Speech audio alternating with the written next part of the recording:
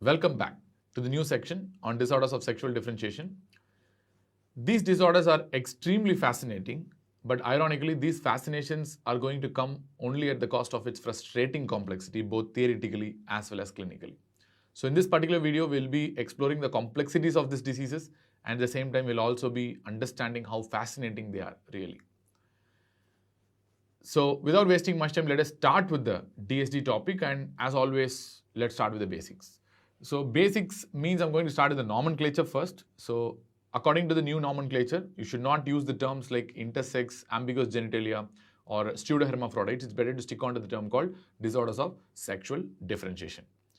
So according to the new terminologies and nomenclatures, your DSDs are classified into XX DSDs or XY DSDs or gonadal dysgenesis, even though this gonadal dysgenesis by many new nomenclatures has put them under as XX DSDs or XY DSDs because gonadal dysgenesis can be having a karyotype of XX or XY.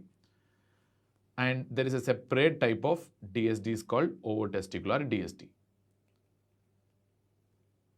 So what are these basically? So let us go and explore them. So what are the karyotype basically? So karyotype of XX DSD, as the name suggests, you're going to have a XX karyotype. In XY DSD, you're going to have 46XY karyotype. In gonadal dysgenesis, it depends on what type of gonadal dysgenesis you are encountering, whether it could be a complete gonadal dysgenesis or it could be a mixed gonadal dysgenesis. In a complete gonadal dysgenesis, you're going to have either a 46XX type or a 46XY type, any one. So in the mixed gonadal dysgenesis, you'll have a mosaic of cells. What do you mean by mosaic of cells? Certain group of cells will show one karyotype and a different group of cells will show different karyotypes. So this is what we call the mosaicism. And in mixed gonadal dysgenesis, you're going to have a 45X or a X or Turner's karyotype. Along with that, you will be having a 46XY karyotype, which means you'll have 1X in certain cells and XY in certain cells. This is the mosaic group of cells. And in ovotesticular DSD, very commonly, almost 80 to 90% of the cases, you will be encountering a XX karyotype only. And in approximately 10% of the cases, you will be encountering a XY karyotype. Very rarely, you can even encounter a mosaic of cells, which will show both XX as well as XY karyotypes, or even very complicated mosaics like XXY or XXYY. So these are very complicated mosaics. So those are very, very rare. But these are general karyotypes that you're going to encounter. And what are the gonads that these guys have? So in a XX DSD, as the name suggests, you know these guys are going to have ovaries. And in XY DSD, these children are going to have testicles. And in gonadal dysgenesis, depends on whether it's a complete or a mixed gonadal dysgenesis. In complete gonadal dysgenesis, you will only have a streak gonads, which means you can't say whether it's a testis or an ovary, but you'll have a streak gonad. But when you identify them under a microscope in a XX DSD, it will be XX gonadal dysgenesis, it will be a streak ovary, and in a XY gonadal dysgenesis, it will be a streak testis. Whereas in a mixed gonadal dysgenesis, you will be seeing a testis on one side plus a streak gonad on another side. The streak gonad on the other side can be either a testis or even it could be containing an ovarian tissue. But in general, it will be a streak gonad which could not be identified usually. In ovotesticular DSD, it's very clear. You will have an ovarian as well as testicular tissue in the same patient. That's very, very important. Either you can have ovary on one side and testis on the other side, or you can have ovary and testis joined together to produce a single gonad on both the sides. So that's called ovotesticular DSD. What are the old nomenclatures for these disorders? For a XX DSD, previously they used to call it as a female pseudohermaphrodite. So what do you mean by a pseudohermaphrodite? Pseudohermaphrodite means you have gonads of one sex, but your external genitalia looks like another sex. If you have gonads of both the sexes, then it will be called as a true hermaphrodite. So for that matters, this XY DSDs are referred to as male pseudohermaphrodites, but this terminology should be strictly avoided. And there's no special name for this gonadal dysgenesis. In the world also, we tend to call it as a gonadal dysgenesis only. And for ootesticular DSDs, they used to call it as a true hermaphrodites because they have gonads of both the sexes. Clear? Yeah. So please do not use the term called intersex and don't avoid. So any of these things you can call it as a male intersex or a female intersex. So intersex is a very broad term that is given to any of the DSDs, like DSD intersex is a very broad term. And kindly do not use the terms like intersex or hermaphroditism. These terms are strictly to be avoided. And ambiguous genitalia, yes, still some textbooks use, and it's not a sin to use here and there about the term ambiguous genitalia, even though it should be avoided, but it's better always to stick on to the term called disorders of sexual differentiation. So we'll be discussing more about the same, but before that, let us review once again what we have learned till now. We had an undifferentiated gonad by 6 weeks. So we know what this undifferentiated gonad is going to do. It's going to either differentiate into an ovary or it's going to differentiate into a testis. So, and it takes multiple transcription factors. For example, now I'm going to discuss in detail. You need this SRY, you need this SOX9, you need this NR5A1, and you need a lot of transcription factors and genes to produce a testis from this undifferentiated gonad, and most of these are going to come from a Y chromosome, especially the SRY. And you need certain things like DAX1 and FOXL2 to produce an ovary, and the only thing that is needed is absence of this Y chromosome. That's it. And this DAX1 is also referred to as this anti-testicular factor. And this testis is going to further differentiate into Sertoli cells within them and Leydig cells within them. And for this, again, you need this SOX9 and NR5A1 to produce the Sertoli cells and Leydig cells. These Sertoli cells are going to produce this anti-Mullerian hormone and inhibin B, out of which anti-Mullerian hormone is very, very important and crucial. And these Leydig cells are going to produce testosterone as a very important compound. And this testosterone is going to act on the androgen receptor. But some of this testosterone will also be converted to a compound called a dihydrotestosterone by enzyme 5-alpha reductase 2, which is very, very important because this is the enzyme that is present in the cutaneous tissue of the genital areas. So that's why this 5-alpha reductase 2 enzyme is very important. And this dihydrotestosterone is even more potent, which is going to stimulate the androgen receptors. At the same time, the Leydig cells also produce this insulin-like factor 3, which is also going to be really important because for the descent of the testis, this is going to be a very important key. So out of which we know that male fetus or a female fetus or a male embryo or a female embryo, all of them are going to have Wolffian structures as well as Mullerian structures. Wolffian structures we're going to call it as mesonephric ducts, whereas Mullerian structures we'll be calling it as a paramesonephric duct. So what this anti-Mullerian hormone is going to do through the anti-Mullerian hormone receptor, we have an AMH receptor. Why I'm telling that fact is because there are some cases where there are AMH resistance as well due to the mutations in the AMH receptor. So once it acts on the AMH receptors, they will regress the Mullerian structures. So this is what we refer to as a Mullerian regression, which means in a patient, in a child who's having a XY karyotype who's normally born, will not have any structures that are related to female internal genitalia. Similarly, this testosterone acting on the androgen receptor is alone enough. This testosterone acting on the androgen receptor is alone enough to produce this male internal genitalia structures, which means they can sustain Wolffian duct. Once they sustain this Wolffian duct, with the help of testosterone, you will develop into male internal genitalia. Like for example, your seminal vesicles, your vas deferens, we have discussed in detail already. That's why I'm writing in short terms, and your epididymis.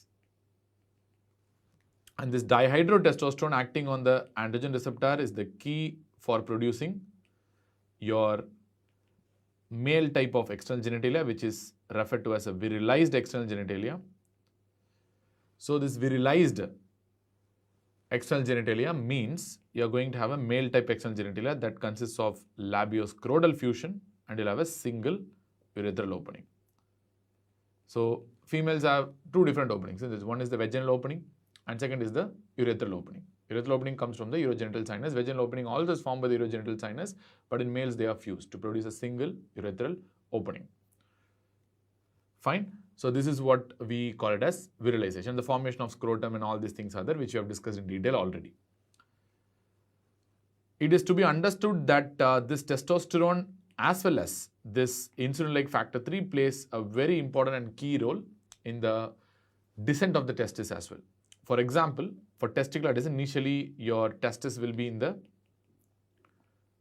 abdominal region. So this testis will initially descend to the inguinal region, and to descend to the inguinal region, you need this insulin-like factor 3 that is produced by the Leydig cells, and to descend further to the definitive location, that is the scrotum, or to the area of labioscrotal folds. So scrotum means in embryonic life we can call it as labioscrotal folds. To that area you need testosterone. So testosterone is going to help you in this. We know the female reproductive physiology is marked by absence of androgens. That is how the female reproductive development is all about. So they're not going to produce any anti-Mullerian hormone, which means there is nothing to counteract this development of this Mullerian structures. There will be Mullerian persistence. So whenever there is a Mullerian persistence, this child is going to develop this female type internal genitalia, which means they are going to develop fallopian tubes, they're going to develop uterus, they're going to develop the cervix, and probably the upper part of the vagina as well, which will be canalized later on. So they're not going to produce androgens as well, at least in this narrow period of 8 to 13 weeks. If they do not produce androgens, there is no testosterone. If there is no testosterone, there will be passive regression of this Wolffian structures. This Wolffian regression means there will be no male type internal genitalia structures, which means there will be no seminal vesicles, vas deferens or epididymis. And if there is no testosterone, there will be no dihydrotestosterone as well. There is no dihydrotestosterone means there will be no virilization of external genitalia. If there is no virilization of the external genitalia, this will be looking like a female type external genitalia, where there will be no fusion of the labioscrotal folds, and there will be separate labia majora and labia minora, and there will be two different openings. One is for the urethra and another is for the vagina, through openings of the two openings of the urogenital sinus. That's all. So we all know the DSD results in the form of two things. One is an XX DSD, another is an XY DSD. XX DSD is an act of commission where when the woman is corrupted or when the female child is corrupted with this excessive androgens, whenever you have an excessive androgens, that corrupts the female external genitalia, resulting in a DSD. And male DSDs, that is XY DSDs, are marked by the absence of androgens, which means if you do not have sufficient androgen or probably defect in androgen action, you cannot virilize this external genitalia properly, because this virilization of this external genitalia needs this dihydrotestosterone and obviously testosterone to form this male type internal genitalia. So if you do not have this androgens adequately, you might result in under virilization and you might develop a DSD. This is what we have been talking all through this while in the steroidogenic defects as well. So with this background, let us go on and see the etiologies of different DSDs like XX DSD and XY DSD. First, I'm going to talk about the etiologies of XX DSD. We know XX DSD is an act of commission, which means this female child is going to be exposed to excessive androgens of some reason, which is going to produce a disorder of sexual differentiation by virilizing the external genitalia. So this excessive androgens can be due to steroidogenic defects, which can produce excessive androgens, or it could be non-steroidogenic defects which are producing excessive androgens. So only one cause that you have to know with regards to these non-steroidogenic defects is the fact that it results from maternal luteoma of pregnancy. So remember, this maternal luteoma is nothing but the corpus luteum structure, which goes for a benign or a malignant transformation. So they secrete excessive androgens, and that is the reason why you develop this virilization. So, but one important history that is associated with this maternal luteoma of pregnancy is the fact that they don't only virilize the child, they also virilize the mother. So there will be history of maternal virilization. That's a very important point. And steroidogenic defects can be once again divided into those steroidogenic defects that affect the adrenal glands and those steroidogenic defects that affect the adrenal glands as well as the gonads, and those steroidogenic defects that are going to affect predominantly the gonads. So the adrenal predominant steroidogenic defects that causes XXDSD, we know only two, that is 21-hydroxylase deficiency, which is associated with salt wasting, and 11-hydroxylase deficiency, which is associated with salt retention and hypertension. Steroidogenic defects that affects the adrenals and the gonads but produces XXDSD. For that matters, it produces also XYDSD. We have seen in the last video itself, that is 3-beta-HSD deficiency, which can produce both XXDSD as well as XYDSD, and it will be usually associated with salt wasting. And gonads predominant steroidogenic defect which is associated with an XXDSD predominantly is the aromatase deficiency. Aromatase deficiency.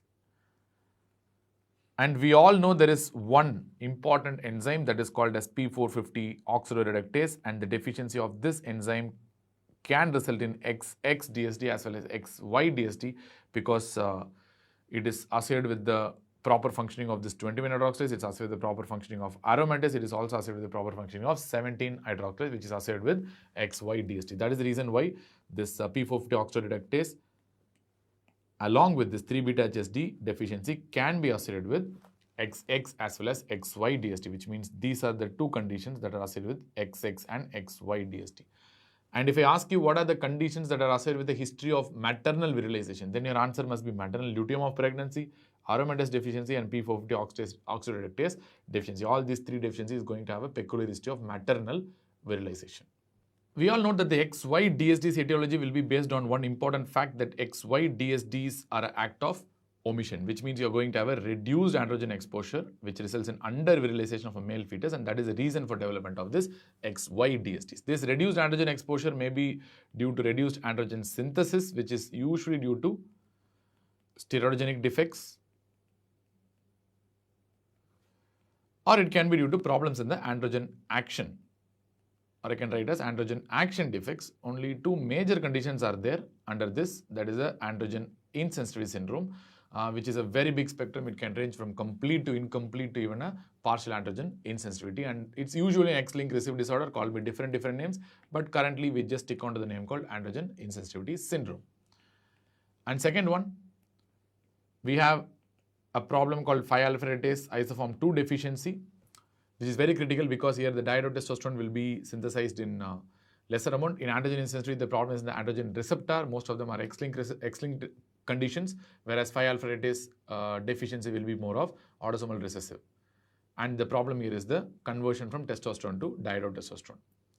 Fine. So what are the problems of androgen synthesis?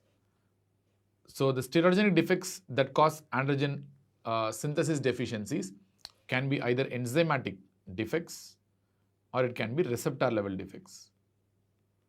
Receptor level defects, only one problem that to be noted, that is LHCG receptor deficiency or LHCG receptor defect, because the LH receptor is also going to act as a HCG receptor. So whenever the LH receptor is defective, the LH or HCG cannot act on the receptor and it cannot stimulate the leading cells to produce testosterone. That is the problem here. Enzymatic defects can be either a proximal steroidogenic defect, which usually involves both adrenal gland and the gonadal tissue, steroidogenesis, or it could be predominantly affecting the gonadal steroidogenesis. So what are the proximal steroidogenic defects that will result in androgen deficiency? So we know that this TAR deficiency, side chain cleaving enzyme deficiency, that is desmolase deficiency, all these things are proximal enzymes which is going to result in defects in both adrenal as well as gonadal steroidogenesis. And we have 17-hydroxylase deficiency, which is a proximal deficiency which is going to result in both defects in adrenal as well as gonadal steroidogenesis. Then we have a 3-beta-HSD deficiency, which is going to produce both XX as well as XY-DSDs, and this P450 oxidoreductase deficiency, which again can produce both XX as well as XY-DSD. Remember, this 3-beta-HSD and P450 oxidoreductase, as I told you, it can produce both XX as well as XY-DSD, and this P450 oxidoreductase deficiency patients may have a peculiar history of maternal virilization. And the star deficiency and side chain cleaving enzyme deficiency and 3-beta-HSD deficiency are usually associated with salt wasting, whereas this 17-hydroxylase is usually associated with salt retention and hypertension. Whereas P50 oxidase deficiency is highly variable. It can have salt wasting or salt retention as well, depending on which defect is predominant. Gonadal steroidogenic defects that produces this androgen deficiency is coming in the form of 17-beta-HSD3 deficiency, which we have discussed already in the previous video. So remember, this LHCG receptor defect and 17-beta-HSD3 deficiency are going to have almost the same clinical profile, and they produce XY DSD with a few exceptions only in the biochemical parameters. Apart from that, they are going to present almost with the similar phenotype. So this is how you are going to get a XY DSD. Remember, the gonadal dysgenesis is mostly happening at a genetic level, like NR5A1 defects, SRY defects, SOX9 defects, DAX1 duplication. So it's going to happen at a genetic level. So something is going to cause this gonadal dysgenesis, which itself is an etiology. So we are not going to discuss in detail right now. We are going to see the pathophysiological mechanism anyways. And this over-testicular DSD, on the other hand, is again a lot of genetic defects are there, which we are not going to discuss right now, which itself is going to be form an etiology. So with that, let us move on and see some specific disorders of sexual differentiation, which we have not already covered in the previous steroidogenic defects. So we are going to see a peculiar type of DSDs, which are XY DSDs due to androgen action defect. The first one is the androgen insensity syndrome. Why I am going to discuss on the complete androgen insensity syndrome, which is otherwise referred to as Morris syndrome. This is named after a gynecologist called Dr. Jane Morris. And complete androgen insensity syndrome is a prototypical understanding towards this DSD due to androgen action defect. So first we'll see this, and let us later on see the spectrum of this androgen insensity syndrome. Remember, complete AS is actually fairly less common compared to the partial and incomplete varieties, and this is going to be an X-linked disorder. So if I tell the word X-linked means it will be affecting males, and the females is going to be the carriers. So that is the reason why you have to ask history of maternal aunt being infertile. Maternal aunt being infertile. So why this maternal aunt being infertile is a very important history is because whenever they have a complete androgen insensitivity, that maternal aunt is actually not an aunt. Actually, it's a male with an XY karyotype, but with a female appearance because they are XY and they don't have any internal genitalia and female type external genitalia, they are infertile. So that's why this history is very, very classical in a complete androgen insensitivity syndrome. This is very important clue in the exam to diagnose a complete AS. So we know where is the problem. So first I'm going to strike off this because this is not the case here, because these are XY DSDs, which means there is no XX here. So it's XY, so which means they're going to develop into a testis. There's no problem in that because SRY normal here, SOX9 normal here, NR5A1 normal here, no DAX1 duplication, which means they're going to develop into a testis. So this testis, they have normal SOX1 and NR5A1, so they're going to produce normal Sertoli cells and Leydig cells. And these Sertoli cells and Leydig cells are going to produce normal amount of AMH and inhibin B. And this, Leydig cells, they are going to produce normal amount of testosterone and insulin-like factor 3. And 5-alpha reductase is normal here, and they're going to produce normal amount of dihydrotestosterone as well. And this AMH acts on the AMH receptor. Here the AMH receptor is fine, and they're going to produce normal Mullerian regression, which means these patients will not have any female type internal genitalia, which means there is no uterus, no fallopian tubes, no cervix. But the problem comes here. So this testosterone cannot act on the androgen receptor because there is a defect at the level of the androgen receptor. It can be a complete defect or a partial defect. We are discussing about a complete defect here. And this dihydrotestosterone again cannot act on the androgen receptor. So which means they cannot sustain these Wolffian structures, which means there will be no internal genitalia with regards to that of the male. There will be no seminal vesicles, no vas deferens, no epididymis, and there will be no virilization of the external genitalia by this dihydrotestosterone as well, which means there will be no labioscrotal fusion, there will be no penis formation, which means they will be looking like a female type external genitalia. And what about the testicular descent? The testicular descent, yes, it's very important. Like this insulin-like factor 3 is normal here, and they can act normally on the insulin-like factor 3 receptors, and they can descend the testis to inguinal area. But further descent from the inguinal region to the scrotum, which means to the labioscrotal region, is based on the testosterone's action on the androgen receptor. Here the androgen receptor is not functional. So testosterone still it's there, but it cannot bring the testis to the scrotum or to the labioscrotal region. And because of the same, most of these most of these children will have gonads in the inguinal region, which means these testicles will be located in the inguinal region. So complete AS is a condition where there will be inguinal testis, not an abdominal testis. Very important. So because you might be thinking that testis will go for malignancy if it is in the abdomen, but because it's an inguinal testis, there is a less chance of going for gonadoblastomas and malignancies. Fine. So what are the effects here? So remember, so there is no female internal genitalia, there is no male internal genitalia as well. So they do not develop any male internal genitalia as well. So which means there is no internal genitalia, and the external genitalia will be of a female. So most of these children will be, if it's unnoticed, they will be read as females. That's natural because their external genitalia looks like a female, and they'll be read as females. So what happens? There will be a time. So especially when they become mature and they achieve puberty. So they are going to produce excessive amounts of testosterone, and they'll produce excessive amounts of dihydrotestosterone as well. But this has no effect because the androgen receptors are still insensitive. We are talking about a complete AS. And if this testosterone is not working on the androgen receptor, it will be captured by this aromatase enzyme, and they can be converted to estrogen, which can be produced in excess. So if the estrogens are produced in excess, this female appearing males can develop breast, which means they can develop secondary sexual characters as well. We know in a male, this testosterone and dihydrotestosterone very important, which should again act on the androgen receptors to produce this hair growth, especially this sexually dependent hair. So pubic, axillary hair, beard, mustache in males, everything is dependent on this action of androgens on the androgen receptor, especially these powerful androgens. They cannot act. Even adrenal androgens, so remember, even adrenal androgens like DHEAs, they also cannot act on the androgen receptor because here the androgen receptor is defective. So they cannot produce this pubic and axillary hair by any means. Which means this is a very, very important point as far as this complete AS is concerned. There is no pubic and axillary hair. They cannot produce. They do have the secondary sexual characters, but they cannot produce this axillary and pubic hair because of complete resistance to any sort of androgen. The basics of this we have discussed already in the previous chapters.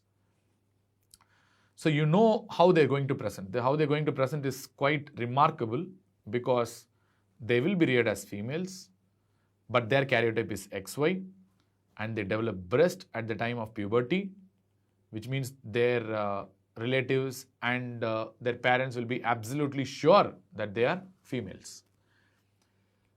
But the problem is they cannot achieve menses because they don't have any internal genitalia, and they have testosterone and testicles in the inguinal region, and they cannot develop any menses and menstrual cycle. So that is how they are brought most of the times. They come with primary amenorrhea.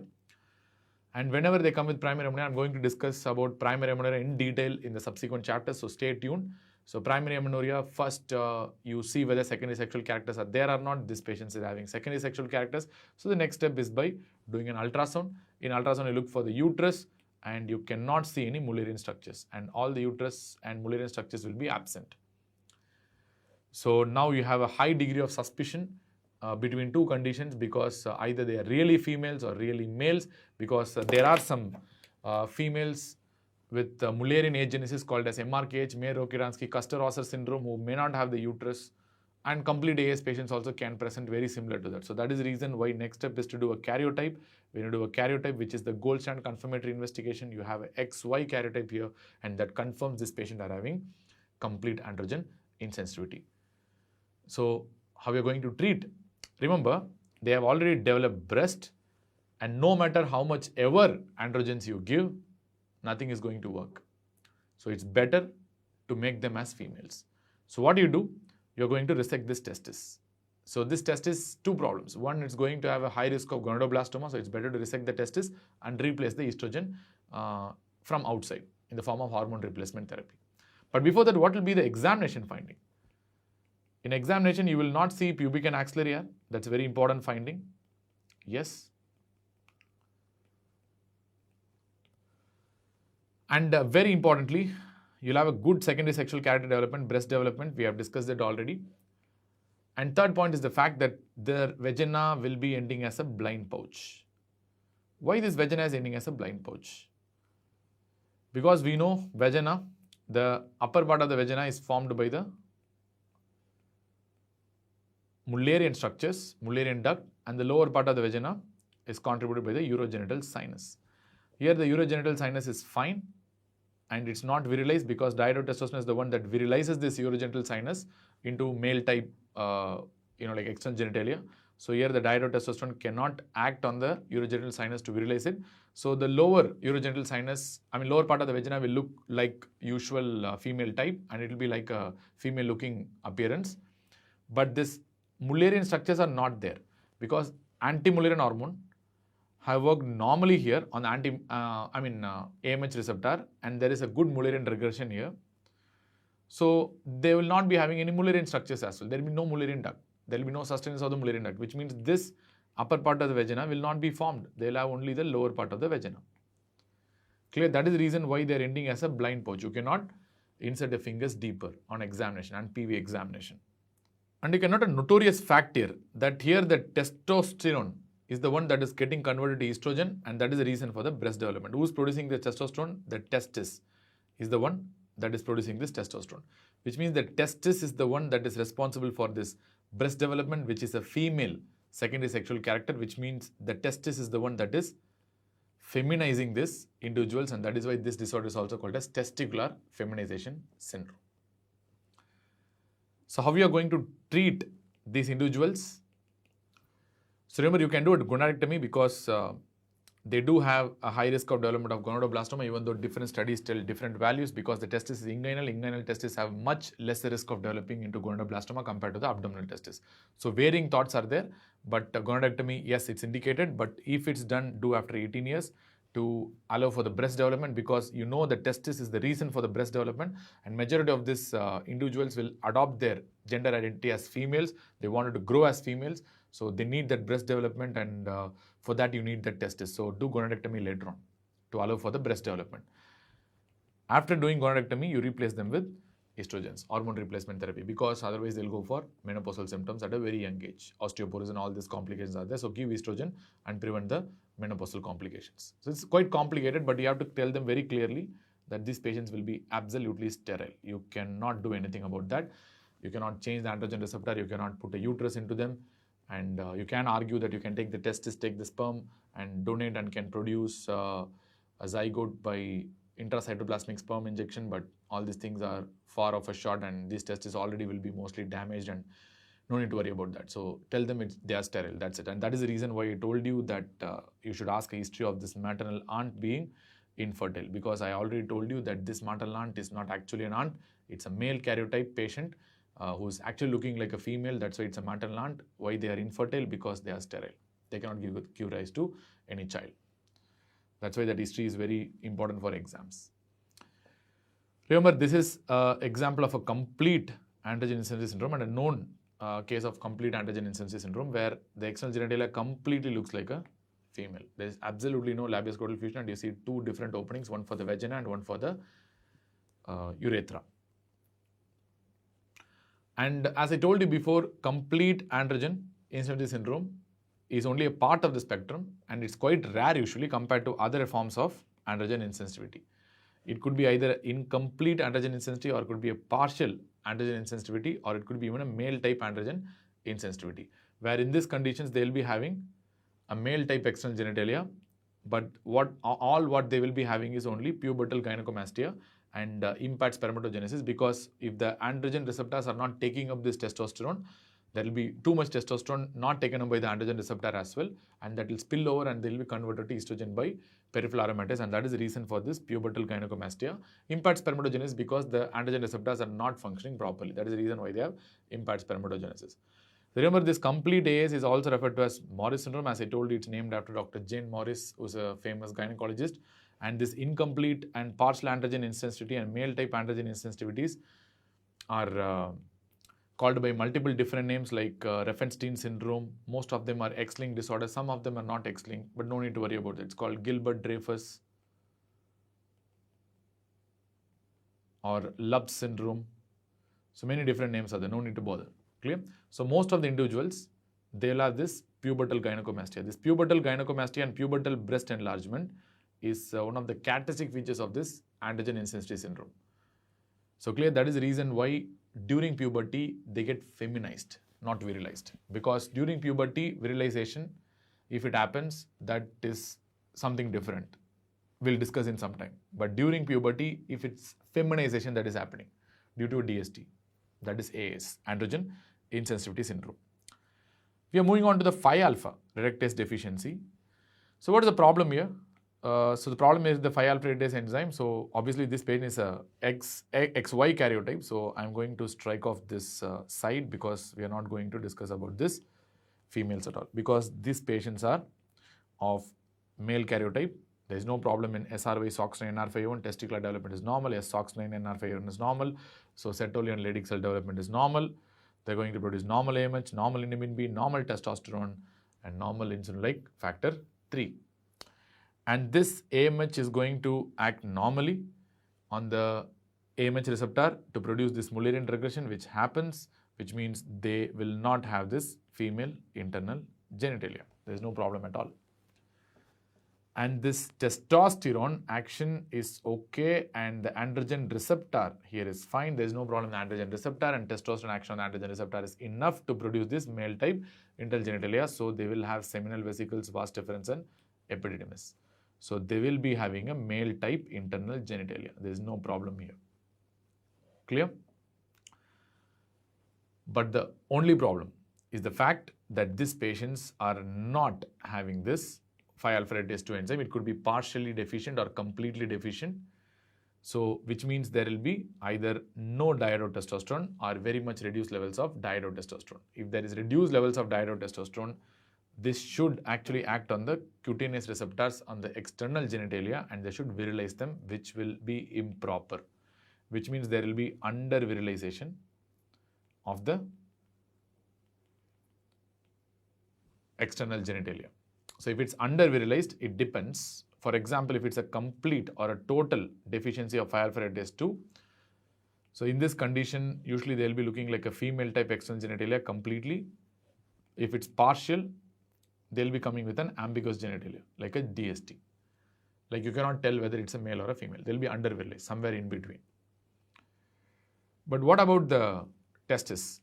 Remember, testicular descent mediated by insulin like factor 3 is normal, so they come to the level of inguinal region, and testosterone action is also normal on the androgen receptor, so they come to the level of the scrotum as well. So here the scrotum in embryologic life we call it as labioscrotal folds. So you can see the testis actually in the labioscrotal folds if it's underdeveloped. If it's not virilized, you cannot form the scrotum, so you can see the testis in the labia in majority of these cases. Or sometimes you can see in the inguinal region also, depending on the interference of the functions by the deficiency. Clear? So either you'll be seeing inguinal testis, or you might see in the labioscrotal region. There also you might see the testis. Clear? So these are the problems that you are going to face with 5-alpha reductase 2. So but what will happen in these individuals? Suppose if these individuals are left unnoticed, you're not noticing that them in the childhood itself. So there will be some things that will be happening. They will be going for puberty. During puberty, there will be a growth spurt, and there will be a spurt in the testosterone production as well. This testosterone, you know, the 5-alpha reductase 2 is deficient, but during puberty, there is one more thing that is happening. This 5-alpha reductase isoform 1 will get more active. So where this 5-alpha reductase 1 is present, this 5-alpha reductase 1 is present in areas like liver and certain other cutaneous areas in the peripheral skin also. So they will get more active, and to an extent they can produce dihydrotestosterone. Coupled with extremely high levels of testosterone and some dihydrotestosterone that is formed, they will try to virilize these individuals. Which means during puberty, this is a condition that produces masculinization and virilization. What happened in complete androgen insensitivity or any form of androgen insensitivity, there is a pubertal feminization. Whereas in this condition of 5-alpha reductase 2 deficient, there will be a pubertal virilization, which is a very, very important point to note. Before moving to the next thing, let us compare and contrast between the two disorders that are associated with problems in the androgen action. One is the complete AS, and second is the total 5-alpha reductase 2 deficiency. Remember, the total and complete defects are generally rare compared to the partial defects. The partial defects and incomplete defects are far more common compared to the complete defects. But we are discussing complete defects as a prototype because to grasp the concepts better. That's why. So remember, in complete AS, what is the problem? It's the androgen receptor. The androgen receptor is the problem here, and it's absolutely X-linked without a doubt. And phi alpha reductase 2 deficiency, the problem is the enzyme, the enzymatic defect. As you know, most of the enzymatic defects will be autosomal recessive, right? What will happen during puberty? During puberty, they'll be feminized. We saw very clearly. They develop this breast, they go for gynecomastia, so they are feminized very clearly. That is because of spillover of the testosterone, away from the androgen receptor. Whereas here, they'll be virilized. Very important difference. What about their internal genitalia?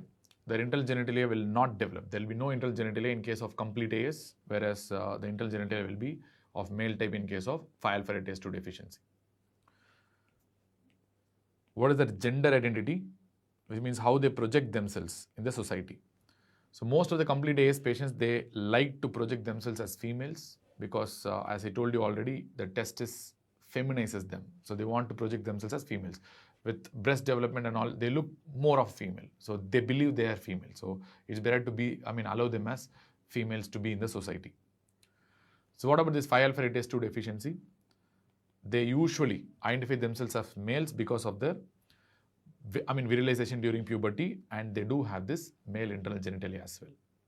That's why. And depending on the type of the deficiency, whether it's partial or complete, partial patients may even have a good amount of development of this external genitalia as well. So that's why they wanted to be males in the society. Treatment wise, mostly do a gonadectomy because the inguinal testis, sometimes there might be abdominal, but most of the time it will be inguinal. So we are going to do a gonadectomy here. Usually typically done after 18 years of age, only for complete AS. Where partial and incomplete types, the treatment is completely different. Some may look completely like males itself, so you not do anything at all. So complete AS, you do gonadectomy, usually after 18 years to allow breast development. So since they wanted to be females, you're going to give estrogen. But whereas in phi alpha reductase deficiency, you just need dihydrotestosterone. Nothing else. Gonadectomy is usually not required because the testicles are already near the labioscrotal region. So there's very, very little chance of becoming malignant. So just dihydrotestosterone is more than enough. So we are moving on to the next group of disorders, which are XY DSDs, which means they are males by genetics, but they have this problems in the gonadal testosterone synthesis. So there are two defects, one of which I have already discussed. One is the 17-beta HSD3 deficiency. Both behave closely. That's why I want to compare and contrast. Second is the LHCG receptor defect. So let us see how your testosterone is produced. Remember, in the fetus, you have a receptor called LHCG receptor. Even in adults, this is the same receptor. This LHCG receptor, why it is called as LHCG receptor? Because it is responding to LH also, and it's going to respond to beta HCG also. But remember, this beta HCG is the most important during the genitalia formation period, because that is the 8 to 13 weeks time. This beta HCG forms a major role, not LH. This LH is only important after 13 weeks of fetal life. Before that, beta HCG is the most important. That's going to produce the testosterone from the Leydig cells. So this is a Leydig cell by definition. So they're going to produce this androstenedione through different enzymes like 3-beta HSD and 17-hydroxylase and lyase. Once they produce androstenedione, they will be converted to testosterone. This conversion is mediated by this 17-beta HSD3 isoform enzyme, which will be further converted to dihydrotestosterone in the periphery by phi alpha reductase 2 enzyme. So, you know, the problem in case of this 17-beta HSD3 deficiency is the conversion of this androstenedione to testosterone, which will not happen, so that androstenedione levels will be very high. And this androstenedione is a very weak androgen. It will not be enough to virilize the external genitalia into a female type. So usually they will be looking like a female type external genitalia, or depending on the amount of deficiency, it might be varying. So usually they'll be having a DST. That's why it's called a XY DST. And they'll have a testis. They won't have Mullerian structures because this testis is normally producing anti-Mullerian hormone, and they're going to regress the Mullerian structures. And male internal genitalia varying. They might develop or they may not develop depending on the amount of the testosterone they have. Remember, insulin-like factor 3 is normally produced. Because of the same, they might have a inguinal testis or sometimes even abdominal testis depending on the defect.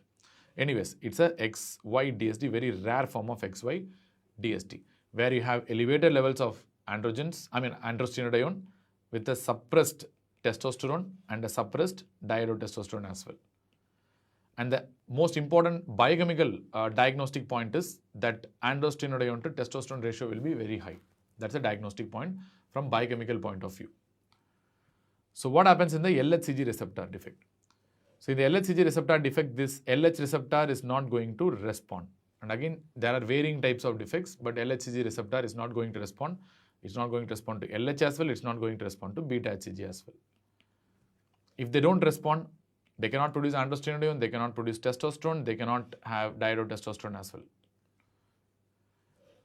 So once again, they will be coming with a XY DSD only, because these males are the ones who need this testosterone, and if they do not have testosterone and dihydrotestosterone, they will be under-virilized. Because of the under-virilization of the external genitalia, they will be presenting with ambiguous genitalia called as XY DSD here. Females don't have any problem here. Usually in 17-beta HSD3 also females will not have any problem. In LHCG receptor defects, probably females might suffer from delayed puberty and they cannot achieve puberty, probably because they need theca cells to produce these androgens, which in turn is converted to estrogens by the granulosa cells, and that is needed for them to achieve the puberty. Probably females will not have any problem at birth. There will be no DSD and they will be just having delayed puberty, but males are the ones who are going to be seriously affected in the form of ambiguous genitalia and DSD. So here the biochemical picture will be low levels of androstenedione, low levels of testosterone, as well as low levels of dihydrotestosterone. Here the ratio of androstenedione to testosterone will be either low or normal, but not be high, like what you have seen in 17-beta HSD3 deficiency. Clear? Let us move on to the very important topic called gonadal dysgenesis. Gonadal dysgenesis, as I told you, is of many types. One is complete gonadal dysgenesis, then we have a mixed gonadal dysgenesis. Let us see the differences in some time. Complete gonadal dysgenesis can be either XX complete gonadal dysgenesis or XY complete gonadal dysgenesis. They have a normal karyotype. Due to many underlying genetic reasons, that particular gonad is gone. It's going for dysgenesis. So this XX gonadal dysgenesis of complete type, we are only going to discuss about complete type right now. Complete type of XX gonadal dysgenesis is also referred to as pure gonadal dysgenesis, and complete type of XY gonadal dysgenesis is also referred to as Swyer syndrome. The reason are multifold. Remember, Swyer syndrome can be due to this SRY defect, which will be usually having isolated gonadal dysgenesis. Other defects are quite rare. SOX9 defect can result in XY gonadal dysgenesis and Swyer syndrome. Usually the SOX9 defects will be associated with skeletal dysplasias. And this NR5A1 defect can also be associated with this XY gonadal dysgenesis, because it's important for testis formation and this Leydig cell formation as well. So they might result in gonadal dysgenesis, but additional feature, there will be steroidogenic defects like adrenal biosynthesis problems will be there, which will result in salt wasting. Fine. So sometimes you can have this WT1 defects also. Remember, this WT1 is very, very important for gonadal development as well in the early embryonic period, but even though it's more important for renal development. But this WT1 defects may result in gonadal dysgenesis, more of a XY dysgenesis. There can be XX also, but more often a XY dysgenesis or a Swyer syndrome. So there will be some associated facts along with that gonadal dysgenesis, like they will have WT1 related problems like aniridia, Williams tumor and other tumors, and they might have this mesangial sclerosis, nephrotic syndrome and renal failure, which I have discussed already. Their features will be overlapping with two syndromes that are associated with WT1, which are very important for exam. One is Dennis-Dash syndrome and second is Frazier syndrome. XX gonadal dysgenesis, on the other hand, can result from this extra SRY. If there is some extra SRY or additional SRY in this patients due to some reason, or if it's extra SOX9 due to unknown reasons, if they have an extra SOX9 in them. So if you have these problems, the ovaries may not develop properly because this SRY and SOX9 will not allow the ovaries to develop properly. They can go for dysgenesis. And XY dysgenesis also may be due to this DAX1 duplication. As I already told you, this DAX1 is an anti-testis factor. If it duplicates and if it's in 2, it prevents the testis from getting developed, resulting in testicular dysgenesis, that is XY gonadal dysgenesis. So what will be the pointers towards DAX1 duplicate related gonadal dysgenesis? The patient will have additional pituitary and adrenal involvement. So this is the pointer. Fine. So what is the overall problem in these patients with gonadal dysgenesis? Whatever may be the karyotype doesn't matter here. The gonads are not doing what they are supposed to do, which means there will be only streak and rudimentary gonads. The gonads are not developed properly, and whatever may be the karyotype, they follow the same clinical features. So I can put a big cross because the gonads are not doing what they are supposed to right from the embryonic period. So whatever may be the gonadal dysgenesis, XX or XY, complete type, they're going to behave in the same way. So first, they are not going to have anti-Mullerian hormone. There is no anti-Mullerian hormone means there will be Mullerian persistence.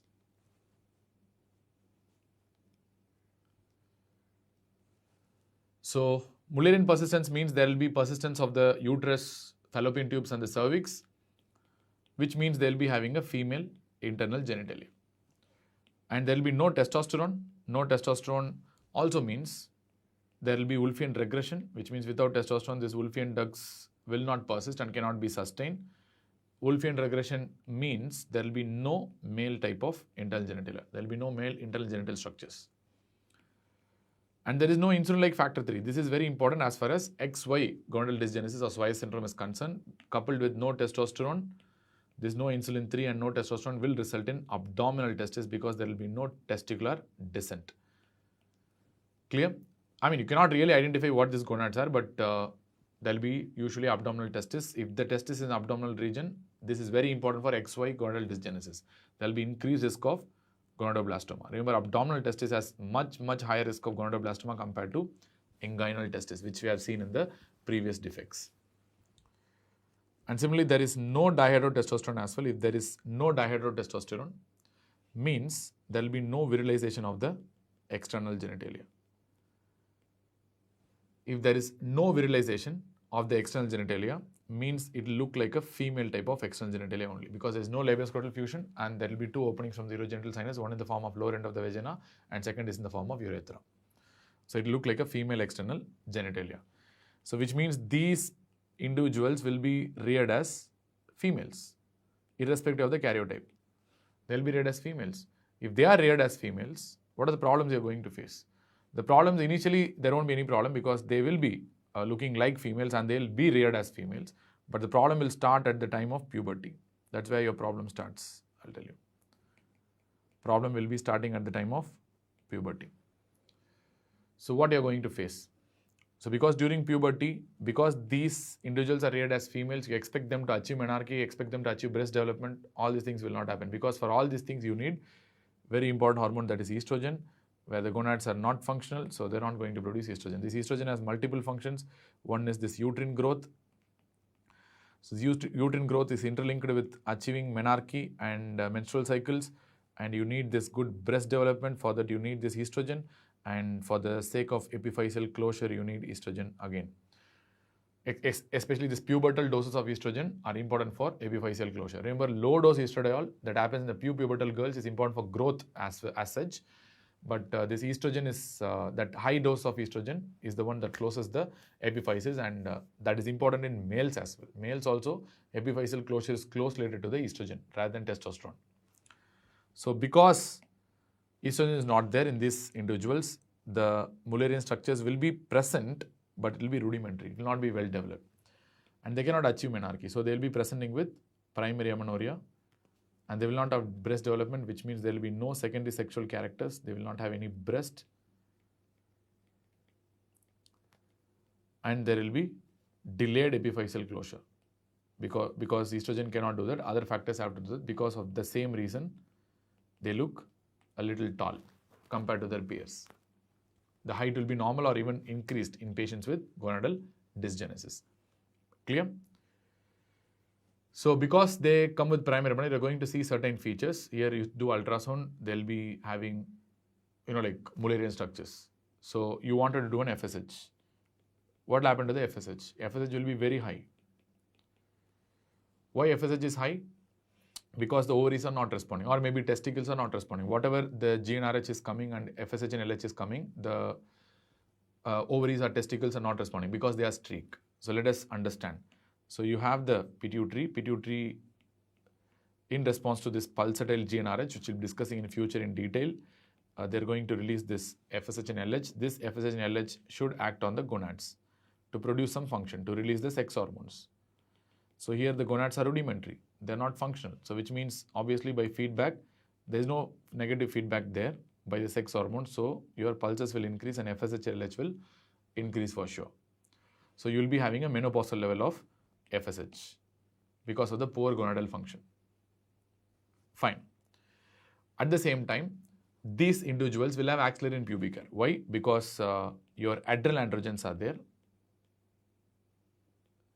especially this DHA and DHAES, along with androstenedione. They will go and they will be acting on the androgen receptor to produce this pubic and axillary hair. Remember, here the androgen receptor is functioning normally. So there will be pubic and axillary hair, normal development. So we saw that in complete androgen insensitivity, there was no pubic and axillary hair. But here there will be good pubic and axillary hair growth. But they won't have any secondary sexual characters like breast development, which is typical of a female. So this is one example of a gonadal dysgenesis where the patient is actually tall than what you expect, and at the same time they're looking like a female and there is no breast development. And this is a girl who presents with primary amenorrhea. It's also imperative to understand the difference between Turner syndrome, gonadal dysgenesis, and variant of Turner syndrome, because you will not understand the importance right now because a lot of things will resemble the same. So that's why it's important to see it as a differential diagnosis. So I'm going to write classic Turner syndrome here, and we can write mosaic Turner or a variant Turner. So what you will see in a mosaic or a variant Turner, and what will happen in a complete gonadal dysgenesis, which you have discussed in detail some time back, and what will happen in a mixed gonadal dysgenesis. So let us start with the karyotype basics. Turner syndrome will have 45XO, or simply I can write as 45X because classic Turners, they have lost one X chromosome. That is the problem here. So mosaic Turners, it's a mosaic of cells. What do you mean by mosaic? So certain group of cells will have one karyotype, certain group of cells will have another karyotype.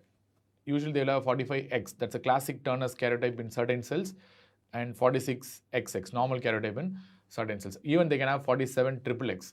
And remember, that is an adaptation. So this loss of X is the main reason for the features in Turner syndrome.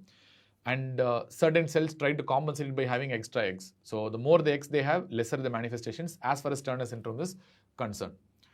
So we are going to have a separate discussion on primary amenorrhea and Turner syndrome. In the next video, I'm planning to discuss, but don't worry about it right now. So you'll be learning much detail about the Turner syndrome because it's the most common cause of primary amenorrhea in the world. So complete gonadal dysgenesis, you'll have either a 46XX normal karyotype or a 46XY normal karyotype. This 46XX related gonadal dysgenesis is what we refer to as pure gonadal dysgenesis, and 46XY related complete gonadal dysgenesis is what we call it as Swyer syndrome. And mixed gonadal dysgenesis, again you will encounter a mosaic pattern there, like you will have a 45X type of Turner's type of karyotype in certain cells, and 46XY, that is male type of karyotype in certain cells. That is a main difference between Turner syndrome and this mixed gonadal dysgenesis. In Turner syndrome, you will never encounter a XY karyotype. Remember, certain cells may have a Y material, that is different. I've discussed in detail there, but they won't have a XY karyotype as such, even in mosaic Turners. So what will be the phenotype? Remember, phenotype will be strictly females. Remember, Turners can never be diagnosed in a male, number one, and Turners can never be diagnosed in the presence of a DST. Very, very important point. This is strict criteria. And mosaic Turners, obviously, the word Turner means itself you should be having a female candidate only. You cannot have a male or a patient with a DST. Complete gonadal dysgenesis, they will be read as females. I told you the phenotype is female. We have discussed in detail some time back. And mixed gonadal dysgenesis, this is where the problem is, they will have a DST, and this is the major difference from Turners again. They will have a DST, which means they will be presenting with ambiguous genitalia. That is because of the Y effect. And certain Turners may have DST, but still, there are a lot of considerable confusions there, but the nomenclature criteria-wise, they clearly tell you should not have a DST at birth if it's a Turner syndrome. So next, what about the gonads. Remember, Turner syndrome will have streak gonads, and these gonads will be ovaries who have gone for premature ovarian insufficiency, which I have discussed again in detail in the Turner syndrome section in the next chapter. And in mosaic Turners also they will have a streak ovaries only and streak gonads. And in complete gonadal dysgenesis, already I told you they will have a streak gonads. Whereas in mixed gonadal dysgenesis, there might be something else. Like you will see a testis on one side, at the same time other side will have a streak gonad. And this testis may be in inguinal location also. Clear? They can present with hernias also. They can present like hernias. So this is very, very important. You will never see a testis in case of a Turner syndrome. And what about the height? Height will be usually very much decreased in Turner syndrome. Short stature is very characteristic due to Shox gene involvement. We have discussed that, like in the next chapter. Don't worry about that. And height is variable in case of mosaic Turner, where they can be short stature or they can have a normal height depending on the mosaicism they have. If less number of cells are affected Turner's karyotype, they can have a normal height also. So in complete gonadal dysgenesis, they can be tall. I told you, I explained this phenomenon already. At least they can have a normal height. In fact, they might be tall as well. In mixed gonadal dysgenesis, once again, they'll be short, and that is the reason why it is confused often with Turner's. And finally, you have the stigmata of Turner's. Stigmata means your shielded chest, internipple distance that will be increased, webbed neck, low set ears, ptosis. Lot of stigmata of Turner's are there. So obviously, it will be there in your classic Turner, may or may not be there in mosaic Turner, will not be there in complete gonadal dysgenesis, may or may not be there in mixed gonadal dysgenesis again. That is because of the Turner effect. Turner effect in the sense the karyotype of certain cells is having a Turner type. So that is the reason some stigmata may be still seen in mixed gonadal dysgenesis. But remember, what differentiates this mixed gonadal dysgenesis is the fact that you have a testis presentation at birth with DST and this XY karyotype in lot of mosaic cells. So these are the things that will differentiate Turner's and mixed gonadal dysgenesis. As I told you, ootesticular DSD is a completely different entity. This is very, very confusing DSD because these patients will have ovary, this patient will have testis also, which means sometimes one side they may have ovary, one side they may have a testis, and one side this ovary will produce estrogen and they will stimulate the Mullerian ducts, and they may develop all the Mullerian duct related structures in that side, and one side this testis will stimulate the Y effect will be there. They will stimulate the Wolffian ducts, and the Wolffian persistence also will be there, which means both Mullerian and Wolffian ducts will persist and their respective structures will be developed. And maybe even though they might be rudimentary, they will be developed. And obviously they will be coming with the DSD, disorder of sexual differentiation, identity. They themselves know, doctors also don't know most of the times. And depending on the amount of testosterone they're going to produce, virilization will happen during puberty. Or even they can go for gynecomastia also. Depending on the amount of testosterone, amount of estrogen, they are produced. Very, very complicated disorder. That's what we refer to as a ootesticular DSD. Karyotype can be 46XX as well as 46XY in different group of cells. If in doubt, always do a gonadal biopsy. That's the only thing that you can do. So this is what you will be seeing in a ootesticular DSD. Very, very complicated. 5 to 10% of the DSDs are ootesticular type only. So next we are moving on to the disorders which are actually not considered as DSD but often confused by students as DSD. So first is the AMH resistance. Certain guidelines give this as DSD, but it's actually not a DSD. So what do you mean by AMH resistance? Let us start from the scratch. So here AMH is produced means it must be a XY karyotype only. XX does not produce AMH, at least at that 8 to 13 week period. So let us put a big cross here because we are not going to discuss about a female candidate here at all. So what is the problem here? So they have normal testes because SRY, SOX9, NR5A1 normal testicular development, Sertoli, Leydig cells develop normally, they produce normal amount of AMH and inhibin B, and they produce normal amount of testosterone insulin like factor 3, and they are normally testosterone is converted to dihydrotestosterone by 5-alpha-reductase 2, and androgen receptor is also normal, which means they are going to develop Wolffian related structures like male internal genitalia, and they are also going to develop this virilization of the external genitalia resulting in a male type of external genitalia. But what is the one problem that we'll be facing here is the fact that this AMH should act on the AMH receptor, and this is not happening in this case because AMH receptor is dysfunctional and it's mutated, so Mullerian regression will not happen, resulting in Mullerian persistence. which means there will be persistent Mullerian structures. So these people may not have a completely developed uterus or fallopian tube, but they'll be having some rudimentary uterus and fallopian tubes with them. So as a summary, they have a male type of internal genitalia, they have a male type of external genitalia, but additionally they'll have a female type of internal genitalia, but even though in a rudimentary fashion. So what will happen to the descent? By definition, if you understand the conceptual, you should tell that descent is normal because insulin-like factor 3 is normal, so they have to descend to the inguinal region and they have normal testosterone, though you should believe that they should descend to the scrotum. But the problem is like this persistence of these Mullerian structures will prevent the movement of the testis properly into the scrotum from the inguinal region. So many of the times they might have inguinal testis rather than a scrotal testis. So which means they will be having cryptorchidism. That's how they will present. They will not be presenting with a DSD most of the times. Why? Because they are nicely virilized external genitalia. They are XY karyotype presenting as males, male external genitalia, which means there is no problem here. This is not a DSD in the first place. They will be usually presenting with cryptorchidism, or this inguinal testis may go for hernia and they will present with hernia usually, and you will usually find the testis in the hernial sac. This is a usual problem. Apart from that, some books consider this as a DSD, some books don't even consider this as a DSD.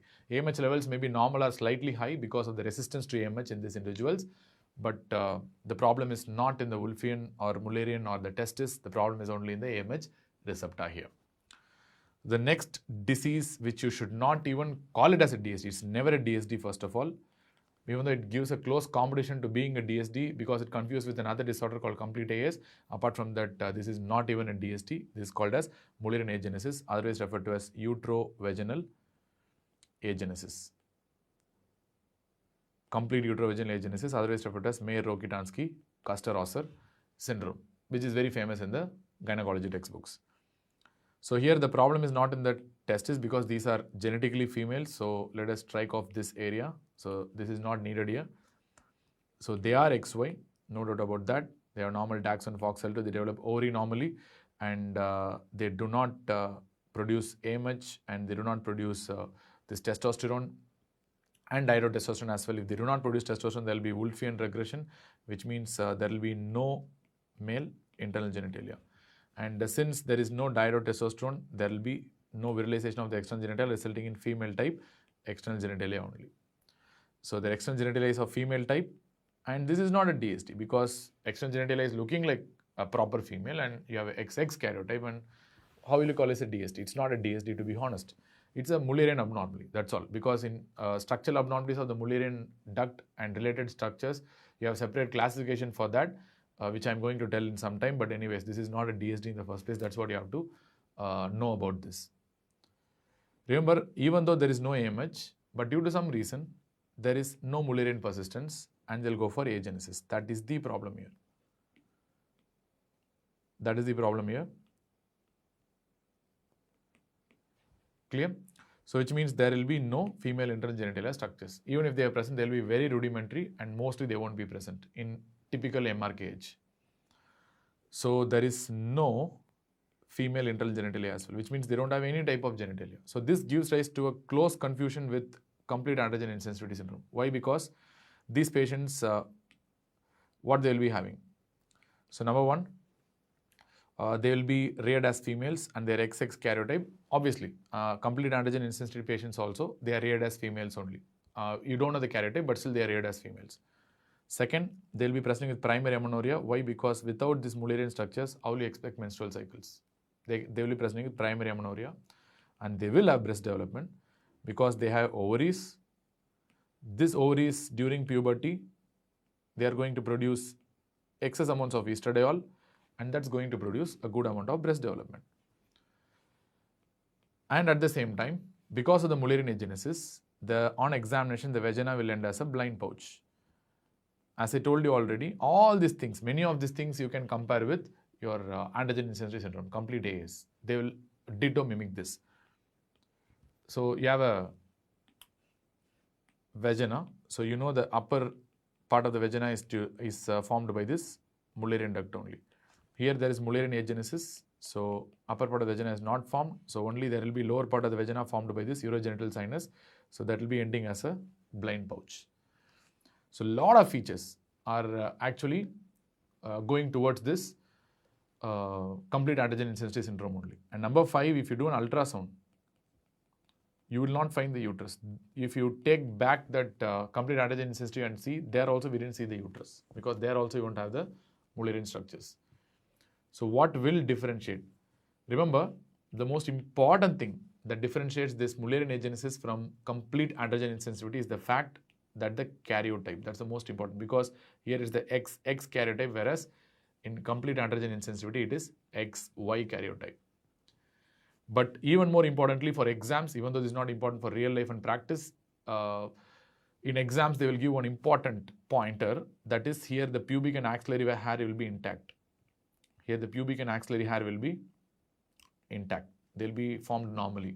Why? Because the androgens will be produced both by the ovary, because there are two sources of androgens. One is the ovary itself can produce androgens. Second is the adrenals can produce androgens, even though the adrenals are more important.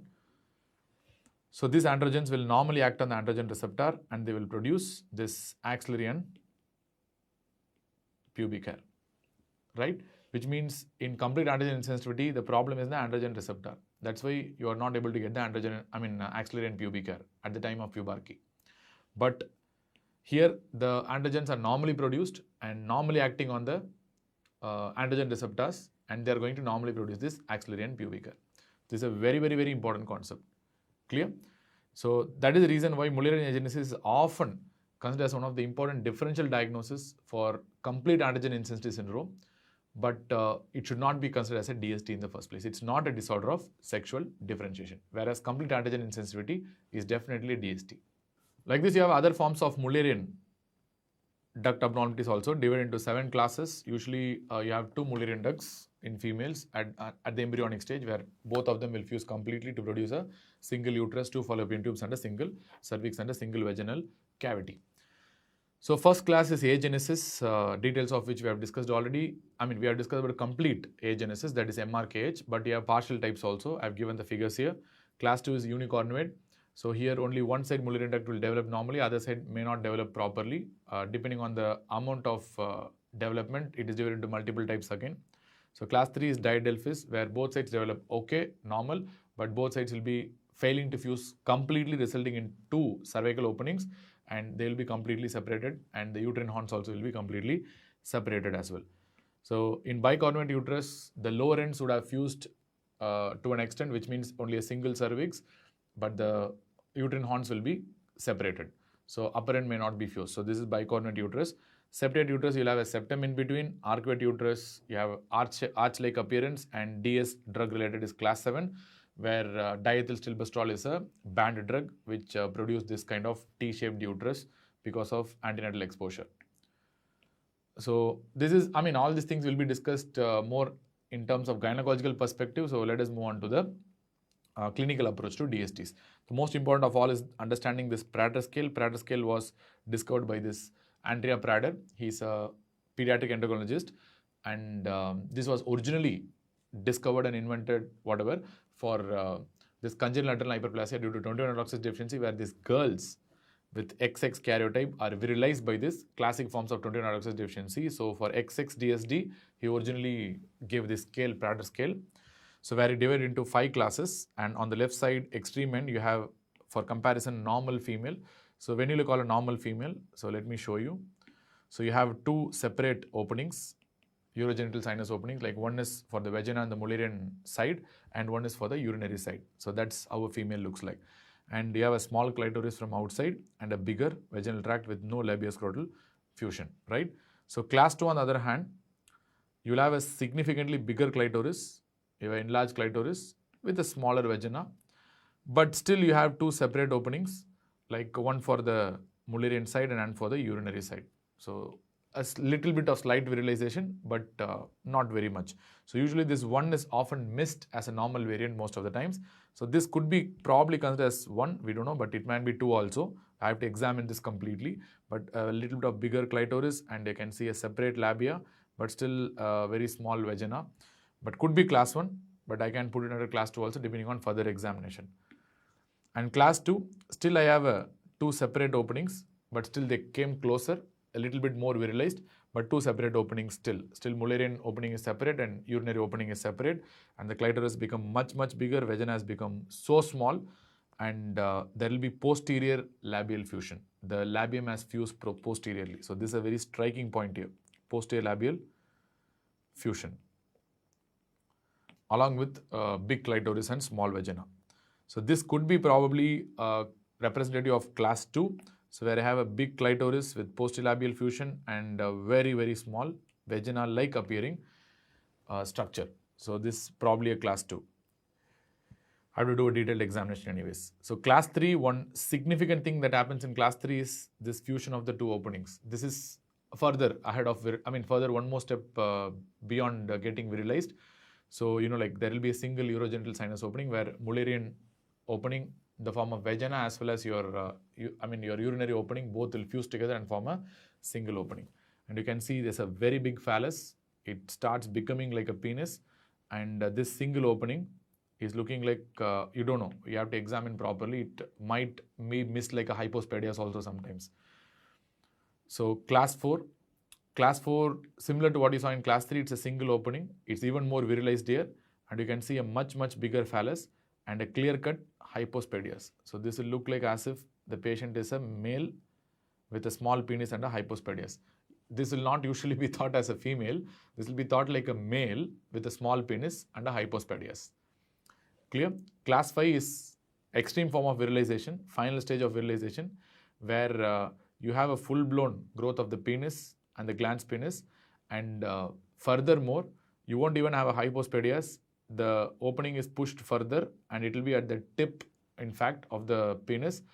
But only thing, if you track this, like opening back, you will be seeing that will be going towards Mullerian side as well as the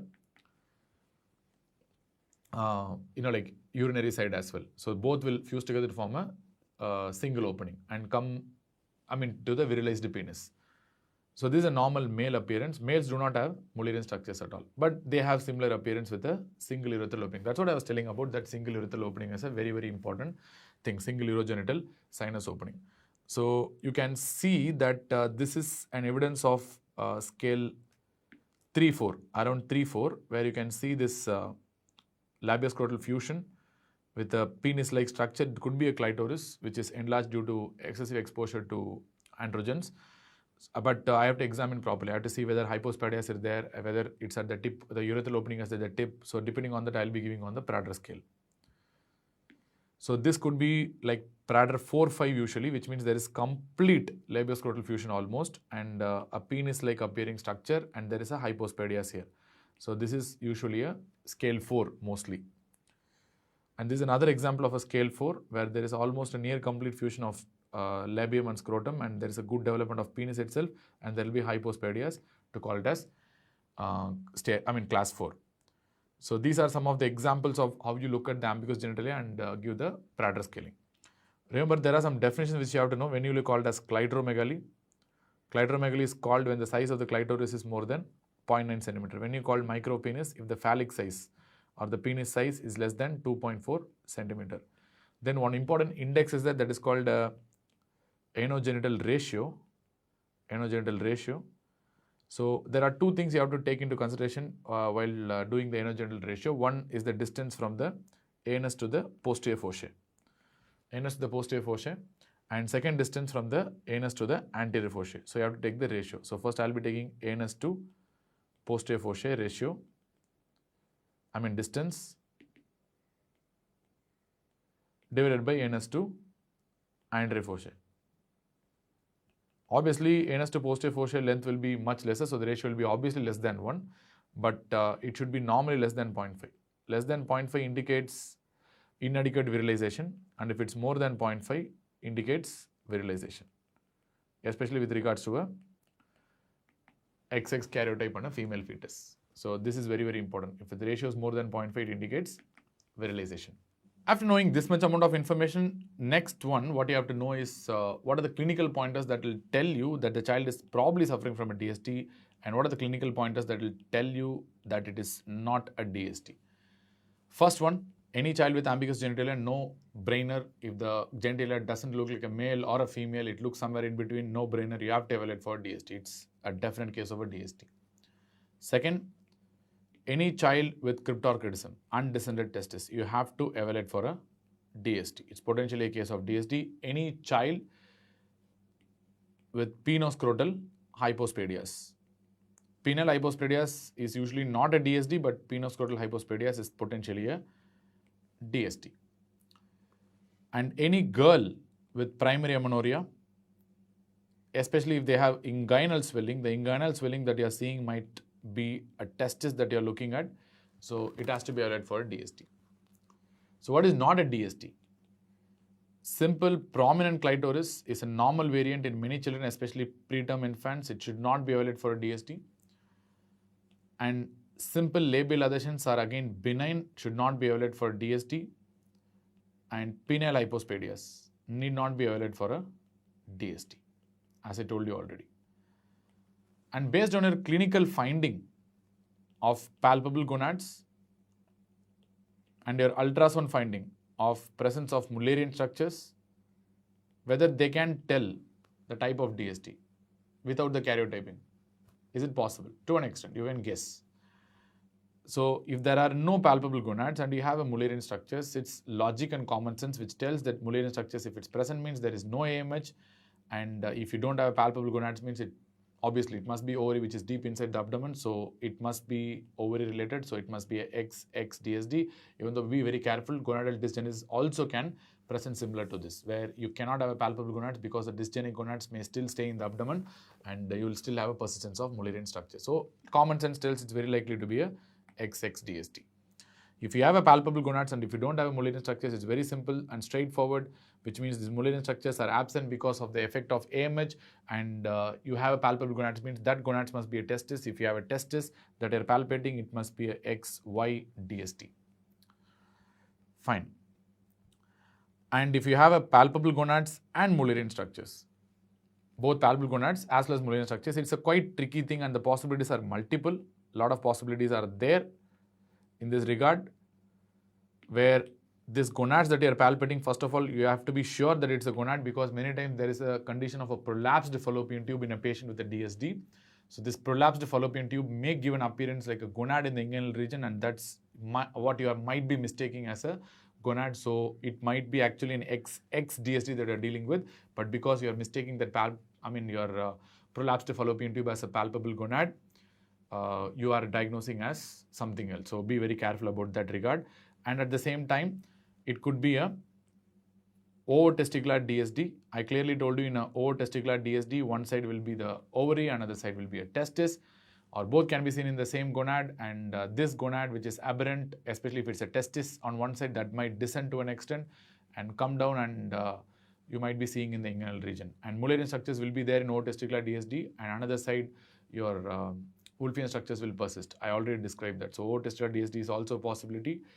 Or there are other possibilities like gonadal dysgenesis also, certain forms of gonadal dysgenesis, especially this XY gonadal dysgenesis. This dysgenic gonad, to an extent, very rarely can descend somehow, and they can be seen in the inguinal region, either unilaterally or bilaterally, and the Mullerian structures will persist in a gonadal dysgenesis. We know that. So there are multiple possibilities are there which can open up, and at the same time, there is another possibility of AMH resistance also. This usually should not be called as a DSD, but still there is another possibility. If you see, because AMH resistance cryptorchidism is extremely common, because I told you this persistent Mullerian structures will prevent the testis from moving down. So you are actually dealing with the AMH resistance as well. Fine. So in AMH resistance also you will be seeing a Mullerian structure. I told you already. So that's why there are multiple possibilities here. So when you don't see a palpable gonad, or when you don't see a Mullerian structure as well. So what could be the possibility? It must be definitely an XY DSD, because whenever you don't see a Mullerian structure, means there must be AMH, and that should have come from the testis. So it's an XY DSD usually. At the same time with abdominal testis. Clear? Or it could be a condition called anorchia. Anorchia is a very, very different condition. Otherwise referred to as a vanishing testis syndrome, where due to intrauterine vascular event, the testis vanishes just like that. So depending on what intrauterine age, it vanishes. Your clinical features will completely vary. For example, it can vanish after the genital structures have been formed. In that case, you will not see testis, but you will see a nice external genitalia which is of male type, and it's an XY karyotype. And but you don't see the testis in the scrotum. That's all. So nothing else. And you won't see palpable testis also because this testis has vanished. But if this testis vanishes even before it can form the external genitalia and internal genitalia, that 8 to 13 weeks period, so then you might have a completely female type of external genitalia or even a DSD depending on what time it has vanished and how much testosterone and dihydrotestosterone it has produced, and you might see a different picture. So anarche is a completely different entity. Depending on what time the testis vanishes, you will have a different picture and you won't see a gonad there. And if it has produced anti-Mullerian hormone for at least for some time, you might not see a Mullerian structure. Clear? So again, there are multiple possibilities are there. And very rarely at the time of puberty, this is not a condition of DSD, but still it might be confused with DSD. I told you one condition called MRKH.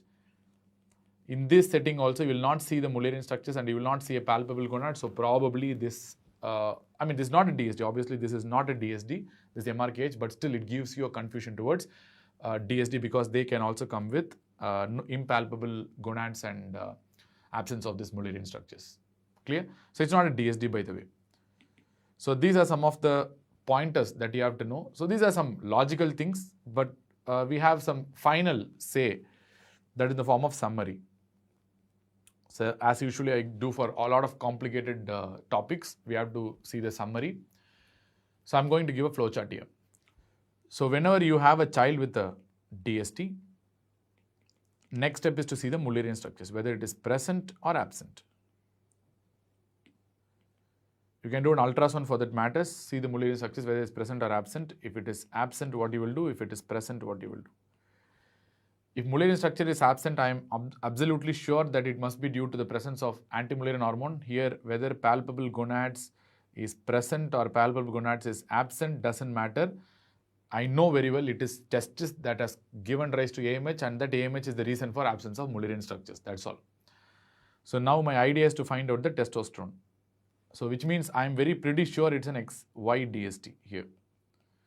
So if it's XY DST, I told you already, isn't it? What I told. So either it could be due to defective testosterone synthesis or it's due to problem in the testosterone action in the form of resistance to testosterone or 5-alpha reductase deficiency. So that's why I'm going to find out these testosterone levels, if testosterone levels are reduced or if testosterone levels are increased. If testosterone levels are increased, I have to see the dihydrotestosterone levels. If the dihydrotestosterone levels are decreased and if the dihydrotestosterone levels are also increased, we know the diagnosis now very clearly. If dihydrotestosterone levels are decreased, I know it's a 5-alpha reductase deficiency. And if dihydrotestosterone levels are increased, I know it is an androgen insensitivity syndrome. Usually goes towards a complete AS. Clear? Here the testosterone levels will be in the male levels because they are actually XY karyotype and they are males. Remember, 5-alpha reductase deficiency usually will have a history of pubertal virilization. That's a very important pointer in exam. Whereas this androgen insensitivity syndrome will have a history of pubertal feminization. That's why it's also referred to as a testicular feminization syndrome. Despite having high levels of testosterone, they won't respond to that because of defect in the androgen receptor. If the testosterone levels are low, I know it's a synthesis defect or some problem in the testosterone production. So how can I classify? Now it will be based on my problems with the mineralocorticoid axis. So see the mineralocorticoid axis and the patient's salt condition. If mineralocorticoid axis is normal or mineralocorticoid axis is abnormal. If mineralocorticoid axis is normal, I know it must be a pure gonadal involvement. It's a gonadal synthetic defect, which means it has nothing to do with the adrenals. That's what I mean. If it's a gonadal synthetic defect, there are two problems are there. One is 17 beta HSD3 deficiency, or it could be a receptor level problem like LHCG receptor defect. So you know how to find out this. In 17 beta HSD3 deficiency, you'll have low levels of testosterone, but you'll have increased levels of androstenedione. The ratio with androstenedione to testosterone levels will be very high. If it's a LHCG receptor defect, already I told you there will be low levels of testosterone, along with that low levels of androstenedione as well. On the other hand, if the mineralocorticoid axis is abnormal, you have to see what is abnormal there. So see the salt status, whether it is salt wasting or salt retention. So if it is salt retention, patient is having hypertension, then only one possibility in this regard, that is 17-hydroxylase deficiency with a XY DSD. If it's a salt wasting and a salt loss, you're having multiple possibilities. Proximal enzyme defects like STAR deficiency or side chain cleaving enzyme deficiency, where you will have reduced metabolites. All metabolites will be reduced in this regard. We have seen that already. Or you can have 3-beta HSD deficiency, which is going to produce both XX as well as XY DSD. In this regard, you're going to find out through this delta 5 delta 4 ratio, where this delta 5 compounds will be seriously elevated. We have discussed it already in detail in the previous video itself, where you're going to take a ratio of 17-hydroxypregnenolone to 17-hydroxyprogesterone, which will be increased, or you can take a ratio of dehydroepiandrosterone to androstenedione, which will be increased again.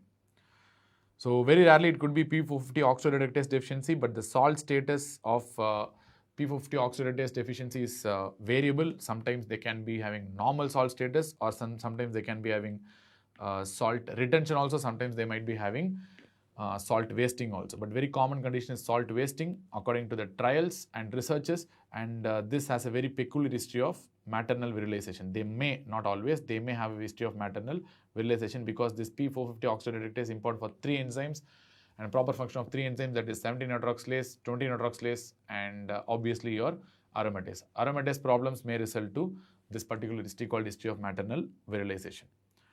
Now come to the other side, like when you see the Mullerian structures, which means it indicates there is no AMH.